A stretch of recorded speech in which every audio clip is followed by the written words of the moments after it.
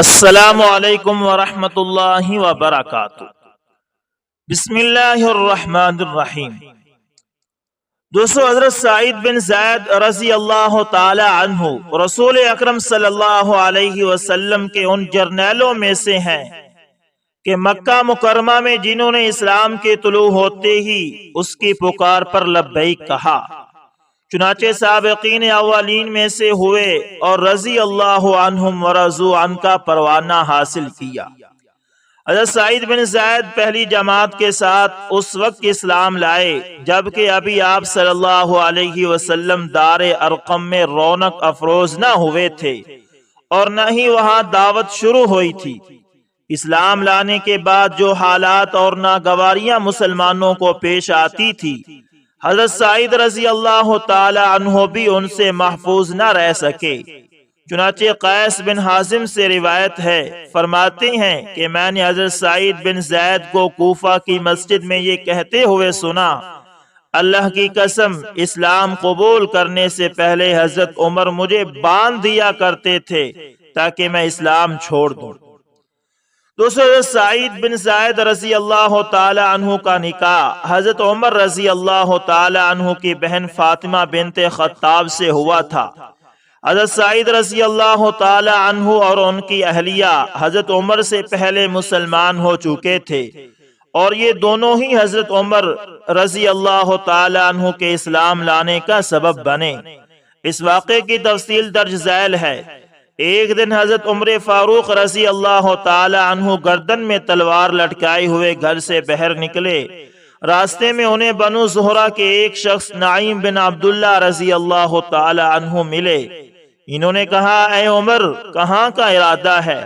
حضرت عمر رضی اللہ تعالی عنہ نے کہا کہ میرا ارادہ ہے کہ نعوذ باللہ من ذالک، میں محمد صلی اللہ علیہ وسلم کو قتل کر دوں۔ اگر تم محمد صلی اللہ علیہ وسلم کو قتل کر دو گے تو بنو ہاشم اور بنو زہرہ سے کیسے بچو گے؟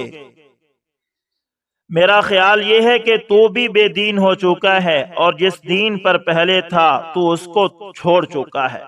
یہ بات حضرت نعیم اور حضرت عمر کے بین ہوئی۔ میں تمہیں اس سے بھی زیادہ عجیب بات نہ بتاؤں؟ حضرت نعیم بن عبداللہ نے کہا۔ حضرت عمر نے پوچھا کہ وہ کیا؟ حضرت نعیم نے فرمایا کہ تمہاری بہن فاطمہ بنت خطاب اور بہنوئی سعید بن زید دونوں بے دین ہو چکے ہیں، یعنی مسلمان ہو چکے ہیں، اور جس دین پر تم ہو اس دین کو چھوڑ چکے ہیں۔ یہ سن کر حضرت عمر رضی اللہ تعالی عنہ غصے میں بھر گئے اور اپنی بہن کے گھر چل دیے۔ جب وہ ان کے گھر پہنچے تو وہاں مہاجرین میں سے حضرت خباب رضی اللہ تعالی عنہ بیٹھے ہوئے تھے۔ جب حضرت خباب نے حضرت عمر کی آہٹ سنی تو وہ گھر کے اندر چھپ گئے۔ حضرت عمر نے گھر میں داخل ہوتے ہی کہا، یہ پست آواز کیسی تھی جو میں نے تمہارے پاس سے سنی؟ وہ لوگ سورہ طٰہٰ پڑھ رہے تھے۔ ان دونوں نے کہا، ہم آپس میں باتیں کر رہے تھے اور کچھ نہیں تھا، شاید تم دونوں بھی اس نبی کی طرف مائل ہو گئے ہو۔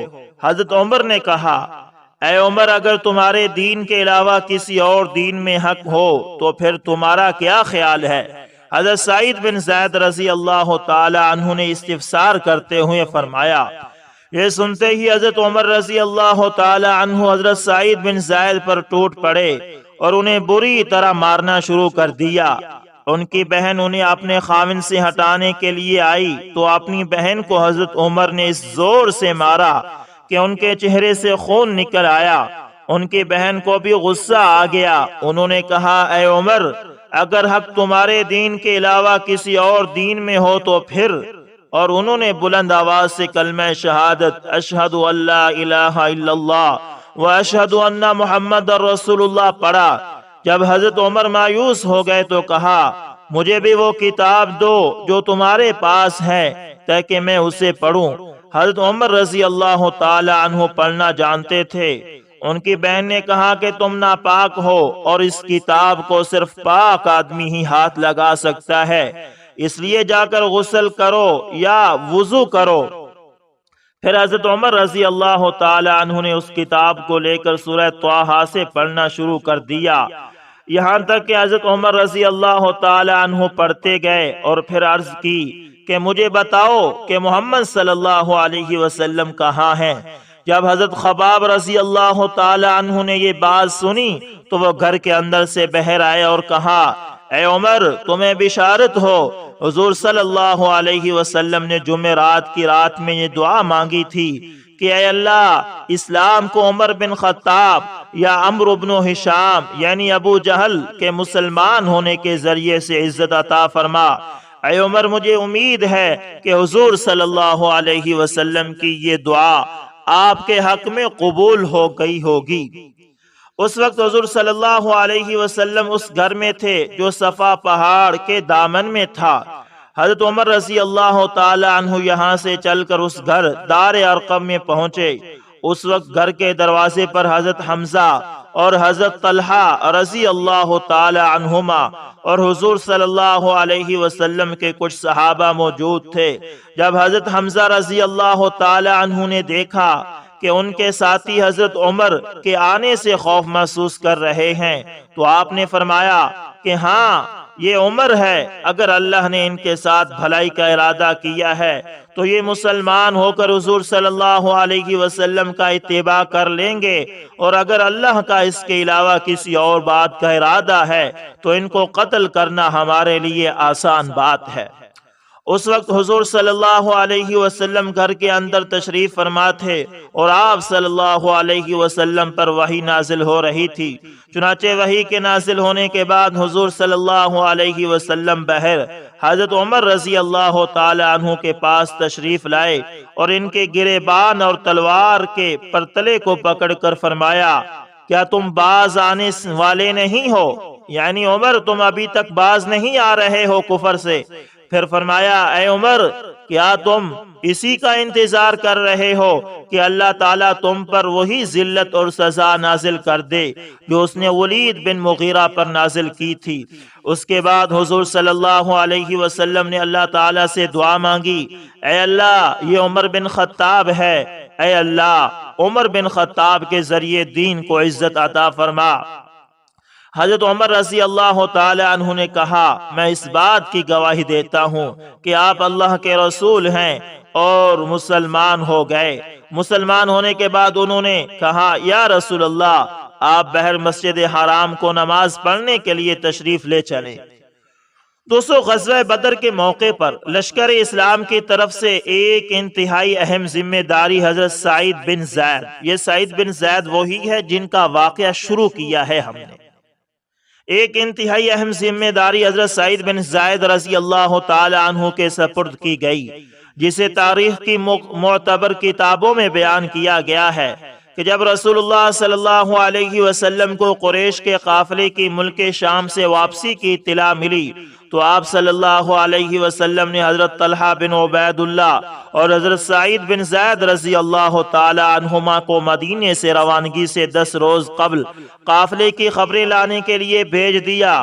یہ حضرات مقام حورا میں جا کر ٹھہر گئے۔ جب قافلہ وہاں سے گزرا تو یہ حضرات حضور صلی اللہ علیہ وسلم کو اطلاع دینے کے لیے وہاں سے چل پڑے۔ آپ صلی اللہ علیہ وسلم کو ان کے آنے سے پہلے ہی اطلاع مل چکی تھی، چنانچہ آپ صلی اللہ علیہ وسلم اپنے ساتھیوں کو لے کر قافلے کے تعاقب میں نکلے، لیکن قافلہ والوں نے حملے کے خوف سے سہیلی راستہ اختیار کیا اور دن رات چل کر جلدی سے مکہ پہنچ گئے۔ حضور صلی اللہ علیہ وسلم اور آپ کے ساتھیوں کی روانگی کا علم ان دونوں حضرات کو نہیں تھا، لہٰذا یہ اطلاع دینے کے لیے مدینہ منورہ کی طرف چل پڑے تھے۔ مدینہ پہنچ کر معلوم ہوا کہ حضور صلی اللہ علیہ وسلم لڑائی کے لیے تشریف لے جا چکے ہیں۔ جس دن یہ حضرات مدینہ منورہ پہنچے تھے، عین اسی دن غزوہ بدر پیش آیا۔ پھر یہ مدینہ سے رسول اللہ صلی اللہ علیہ وسلم کی طرف چلے اور بدر سے واپسی پر آپ صلی اللہ علیہ وسلم سے ان کی ملاقات ہوئی۔ یہ دونوں حضرات لڑائی میں شریک نہ ہو سکے، مگر آپ صلی اللہ علیہ وسلم نے مال غنیمت میں ان کا حصہ رکھا اور انہیں اس کے اجر و ثواب کی بشارت بھی دی، اور لڑنے والوں کی طرح بدرین میں بھی ان کا شمار ہوا۔ دوستو، حضرت سعید بن زید رضی اللہ تعالی عنہ غزوہ بنو قریظہ میں شریک ہوئے اور ان بہادروں میں شامل تھے جنہوں نے 25 رات تک یہود کا محاصرہ کیے رکھا۔ اس کے بعد رسول اللہ صلی اللہ علیہ وسلم کے حکم پر محاصرہ ختم کیا۔ حضرت سعید بن معاذ رضی اللہ تعالی عنہ نے ان کا وہ فیصلہ فرمایا جو 7 آسمان اوپر سے آنے والے اللہ تعالیٰ کے فیصلے کے مطابق تھا۔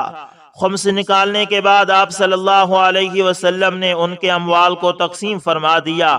اس کے بعد حضور صلی اللہ علیہ وسلم نے حضرت سعید بن زید رضی اللہ تعالی عنہ کو بلا کر فرمایا کہ بنو قریظہ کے قیدیوں کو نجد لے جا کر بیچ دیں اور وہاں سے گھوڑے اور ہتھیار وغیرہ خرید لائیں تاکہ مسلمانوں کی حربی قوت میں اضافہ ہو۔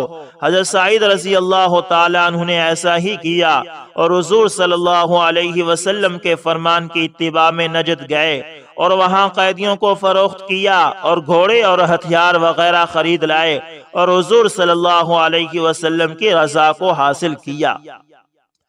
دوستو، حضرت سعید بن زید رضی اللہ تعالی عنہ جنگ یرموک میں شریک ہوئے اور پہاڑوں کی طرح جم کر رومیوں کا مقابلہ کیا۔ ابن عساکر رحمت اللہ تعالی نقل کرتے ہیں کہ سعید بن زید رضی اللہ تعالی عنہ نے رومیوں کی طرف دیکھا تو ان سے خوف محسوس ہوا، زمین پر گھٹنے ڈال کر کھڑے ہوئے اور پھر اس روز حضرت سعید بن زید رضی اللہ تعالی عنہ سب سے زیادہ ثابت قدم ہوئے۔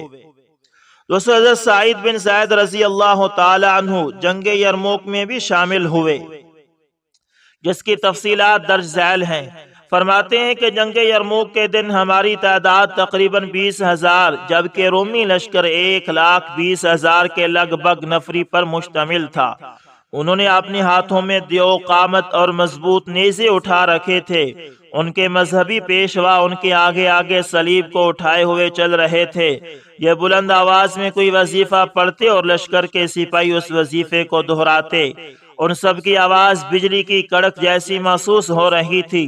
جب مسلمانوں نے اس صورتحال کو دیکھا تو تھوڑا سا گھبرا گئے اور ان کے دلوں میں رومی لشکر کا قدر خوف بیٹھ گیا۔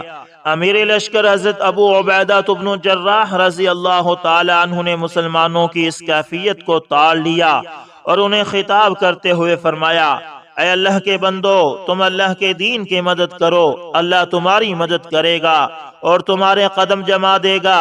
اے اللہ کے بندو، صبر کرو، کیونکہ صبر ہی وہ عمل ہے جو کفر سے نجات دلاتا ہے، اللہ کی رضا کا سبب ہے، آر اور ذلت کو دور کرنے والا ہے۔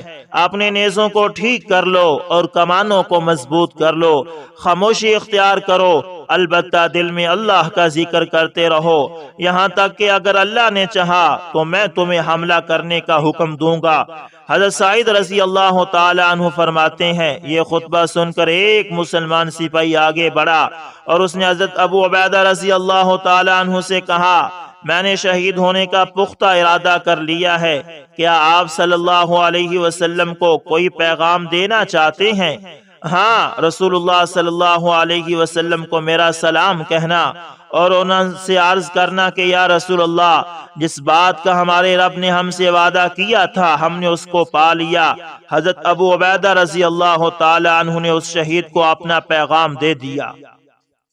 حضرت سعید رضی اللہ تعالی عنہ فرماتے ہیں کہ جو ہی میں نے اس شخص کا کلام سنا اور اس کو دیکھا کہ وہ اپنی تلوار کو لہلاتا ہوا دشمن پر جھپٹ پڑا تو میں نے اپنے آپ کو زمین پر ڈال دیا اور گھٹنوں کے بل بیٹھ گیا اور اپنا تیر چلانا شروع کر دیا۔ ایک گھڑ سوار میری طرف بڑھا، میں نے نیزے کا وار کر کے اس کا خاتمہ کر دیا۔ اس کے بعد میں دشمن پر جھپٹ پڑا اور اللہ تعالیٰ نے میرے دل سے خوف کو نکال دیا۔ ہمارے سپاہی شیروں کی طرح رومی سپاہیوں پر ٹوٹ پڑے اور ان سے لڑتے رہے یہاں تک کہ اللہ تعالیٰ نے مؤمنین کو فتح سے ہمکنار کر دیا۔ دوستو، ایک مرتبہ عروہ نامی ایک عورت نے مروان بن حکم کی عدالت میں حضرت سعید بن زید رضی اللہ تعالی عنہ کے خلاف ایک مقدمہ دائر کیا، جس میں اس نے یہ دعویٰ کیا کہ انہوں نے اس کے مکان پر ناجائز قبضہ کر لیا ہے، لیکن حضرت سعید رضی اللہ تعالی عنہ نے یہ فرما کر اس مکان سے دستبرداری کا اعلان کر دیا کہ میں نے رسول اللہ صلی اللہ علیہ وسلم کو یہ ارشاد فرماتے ہوئے سنا ہے کہ جو شخص ناحق ایک بالش زمین پر بھی قبضہ کرے گا تو اس عمل کی وجہ سے قیامت کے دن 7 زمینوں کا طوق بنا کر اس کی گردن میں ڈال دیا جائے گا۔ یعنی ناجائز زمین پر قبضہ کرنا۔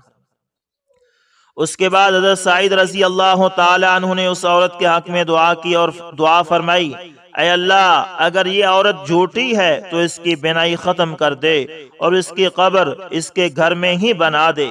راوی کہتے ہیں کہ ایک وقت ایسا آیا کہ میں اس عورت کو اس حال میں دیکھا کہ وہ اندھی ہو چکی تھی اور دیواروں کے سہارے سے چلتی ہوئی جا رہی تھی اور اس کے زبان سے یہ کلمات جاری تھے، مجھے سعید بن زید رضی اللہ تعالی عنہ کی بد دعا لگ گئی ہے۔ ایک دن وہ عورت اپنے گھر میں چل رہی تھی، اس دوران کنویں کے پاس سے گزرنے لگی تو اس کنویں میں گر گئی اور کنواں اس کی قبر بن گیا۔ دوستو، ریا بن حارث رحمت اللہ تعالی فرماتے ہیں کہ میں کوفہ کی جامع مسجد میں فلاں شخص کے پاس بیٹھا تھا، کچھ کوفی لوگ بھی ان کے خدمت میں حاضر تھے، اتنے میں حضرت سعید بن زید رضی اللہ تعالی عنہ وہاں تشریف لے آئے تو انہوں نے حضرت سعید رضی اللہ تعالی عنہ کا نہایت پرتپاک استقبال کیا اور انہیں اپنے تخت پر بٹھایا۔ دریسنا قیس بن علقمہ نامی ایک شخص وہاں آ نکلا اور ان کے سامنے آ کر گالیاں دینے لگا۔ حضرت سعید رضی اللہ تعالی عنہ نے کہا کہ یہ شخص کس کو گالیاں دے رہا ہے؟ لوگوں نے کہا یہ حضرت علی کرم اللہ وجہہ کو برا بھلا کہہ رہا ہے۔ حضرت سعید بن زید رضی اللہ تعالی عنہ نے یہ صورتحال دیکھی تو فرمایا، تمہارے سامنے رسول اللہ صلی اللہ علیہ وسلم کے صحابہ کو برا بھلا کہا جاتا ہے، لیکن تم فکر نہیں کرتے اور نہ ہی غیرت و غصے میں آتے ہو۔ یاد رکھو میں نے رسول اللہ صلی اللہ علیہ وسلم کو فرماتے ہوئے سنا ہے، اور جو بات میں تمہیں بتانے لگا ہوں یہ بالکل حق ہے، کیونکہ میں اس سے بے نیاز ہوں کہ حضور صلی اللہ علیہ وسلم کے متعلق کوئی ایسی بات کروں جو آپ نے نہ فرمائی ہو۔ آج تو میں بات کر دوں، لیکن جب کل آپ صلی اللہ علیہ وسلم سے میرا سامنا ہوگا اور آپ نے مجھ سے اس بات کے متعلق پوچھ لیا تو میرا کیا بنے گا؟ پھر فرمایا، آپ صلی اللہ علیہ وسلم نے فرمایا، نبی صلی اللہ علیہ وسلم جنتی ہیں، ابو بکر رضی اللہ تعالی عنہ جنتی ہیں، عمر رضی اللہ تعالی عنہ جنتی ہیں، عثمان رضی اللہ تعالی عنہ جنتی ہیں، علی رضی اللہ تعالی عنہ بھی جنتی ہیں، طلحہ رضی اللہ تعالی عنہ بھی جنتی ہیں، زبیر بن عوام رضی اللہ تعالی عنہ بھی جنتی ہیں، سعد بن مالک رضی اللہ تعالی عنہ بھی جنتی ہیں، اور عبد الرحمن بن عوف رضی اللہ تعالی عنہم بھی جنتی ہیں۔ اور اگر میں چاہوں تو 10ویں شخص کا نام بھی لے سکتا ہوں۔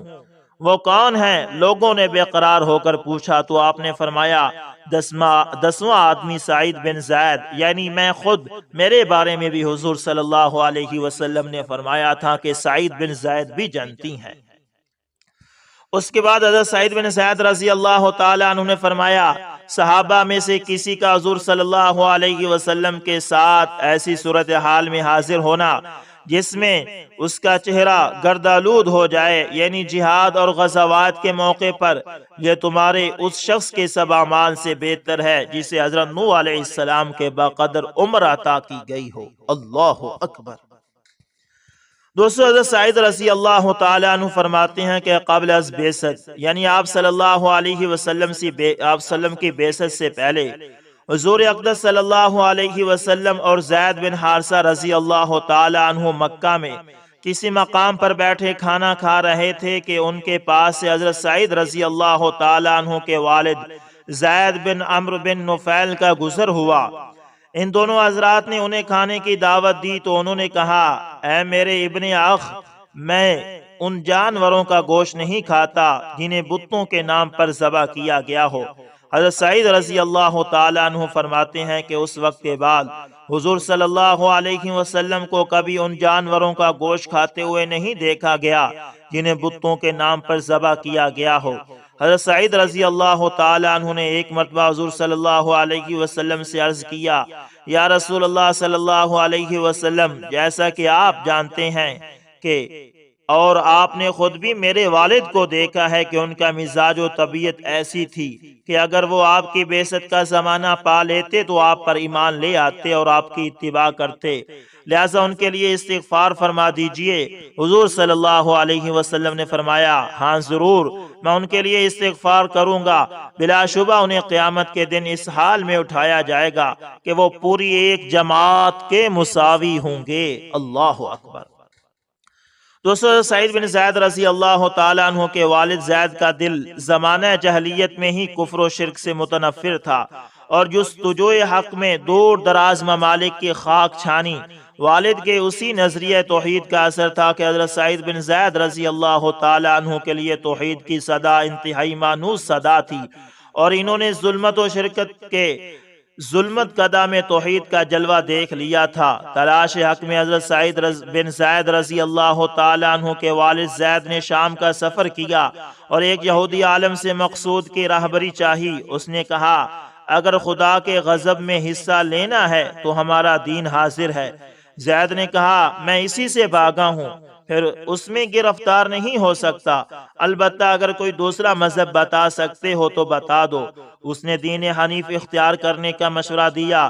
انہوں نے پوچھا، دین حنیف کیا ہے؟ بولا، دین حنیف حضرت ابراہیم علیہ السلام کا مذہب ہے، جو نہ یہودی تھے نہ عیسائی، بلکہ صرف خدائے واحد کی پرستش کرتے تھے۔ یہاں سے بڑے تو ایک عیسائی عالم سے ملاقات ہوئی۔ اس نے کہا، اگر خدا کی لعنت کا توقع چاہتے ہو تو ہمارا مذہب موجود ہے۔ زید نے کہا، خدا را کوئی ایسا مذہب بتاؤ جس میں نہ خدا کا غضب ہو نہ لعنت، میں ان دونوں سے فرار اختیار کرتا ہوں۔ وہ عیسائی عالم کہنے لگا، میرا خیال میں ایسا مذہب صرف دین حنیف ہے۔ غرض جب ہر جگہ سے دین ابراہیم کا پتہ ملا تو شام سے واپس ہوئے اور دونوں ہاتھ اٹھا کر کہا، خدایا تجھے گواہ بناتا ہوں کہ اب میں دین حنیف کا پیروکار ہوں۔ زید کو اس کفرستان میں اپنے موحد ہونے کا نہایت فخر تھا۔ حضرت ابو بکر رضی اللہ تعالیٰ عنہ کی بڑی صاحبزادی حضرت اسماء رضی اللہ تعالیٰ عنہ کا بیان ہے کہ میں نے ایک دفعہ زید کو دیکھا کہ کعبہ سے پشت ٹیک کر کہہ رہے تھے کہ اے گروہ قریش، خدا کی قسم میرے سوا تم میں سے کوئی بھی دین ابراہیم پر قائم نہیں۔ دوستو، عامر بن ربیعہ رضی اللہ تعالیٰ عنہ کہتے ہیں کہ ایک مرتبہ حضرت سعید رضی اللہ تعالیٰ عنہ کے والد زید بن عمرو بن نفیل نے مجھ سے کہا، میں نے اپنی قوم کی مخالفت کی ہے اور ملت ابراہیم اور اسماعیل علیہ السلام کو اپنایا ہے، عبادت بھی ان کے طریقے پر کرتا ہوں اور اسی قبلے کی طرف منہ کر کے نماز پڑھتا ہوں جس کی طرف وہ اپنا رخ کیا کرتے تھے۔ میں اب اس آخری نبی صلی اللہ علیہ وسلم پر ایمان لاتا ہوں اور ان کی تصدیق کرتا ہوں۔ اگر ان کی بعثت تک تو زندہ رہے تو انہیں میرا سلام کہنا، یعنی اگر تم ان کی بعثت تک زندہ رہو، عامر بن ربیعہ سے کہہ رہے ہیں، تو آپ صلی اللہ علیہ وسلم کو میرا سلام پہنچا دینا۔ حضرت عامر رضی اللہ تعالیٰ عنہ فرماتے ہیں کہ جب میں مسلمان ہوا تو میں نے آپ صلی اللہ علیہ وسلم کو زید بن عمرو کا پیغام پہنچا دیا۔ آپ صلی اللہ علیہ وسلم نے ان کے سلام کا جواب دیا اور ان کے لیے دعائے رحمت فرمائی اور فرمایا کہ میں نے انہیں جنت میں چلتے ہوئے دیکھا کہ ان کے کپڑے گھسٹے جا رہے تھے۔ حضرت سعید بن زید رضی اللہ تعالی عنہ کا انتقال 70 سال کی عمر میں 10 ہجری میں ہوا۔ حضرت نافع رحمت اللہ تعالی فرماتے ہیں کہ جب حضرت سعید رضی اللہ تعالی عنہ کا انتقال ہو گیا تو ام سعید رضی اللہ تعالی عنہ نے حضرت عبداللہ بن عمر رضی اللہ تعالی عنہ سے کہا، کیا تم انہیں مشک خوشبو لگاؤ گے؟ فرمانے لگے، مشک سے بڑھ کر کون سی خوشبو ہو سکتی ہے، مشک لاؤ۔ چنانچہ انہیں مشک لا کر دی گئی۔ نواحِ مدینہ میں مقام عقیق حضرت سعید رضی اللہ تعالی عنہ کا مستقل مسکن تھا، اس لیے وہیں وفات پائی۔ جمعے کا دن تھا۔ حضرت عبداللہ بن عمر رضی اللہ تعالی عنہ نماز جمعہ کی تیاری کر رہے تھے کہ وفات کی خبر سنی۔ حضرت عبداللہ بن عمر، یہ حضرت عمر کے بیٹے ہیں، اور حضرت سعید بن زید کی شادی ان کی پھپھو سے ہوئی، یعنی حضرت عمر کے بہن سے ہوئی تھی۔ نواحِ مدینہ میں مقام عقیق حضرت سعید رضی اللہ تعالی عنہ کا مستقل مسکن تھا، اس لیے وہی وفات پائی۔ جمعے کا دن تھا، حضرت عبداللہ بن عمر رضی اللہ تعالی عنہ نماز جمعہ کی تیاری کر رہے تھے کہ وفات کی خبر سنی، اسی وقت حقیق کی طرف روانہ ہو گئے۔ حضرت سعید بن ابی وقاص رضی اللہ تعالی عنہ نے غسل دیا۔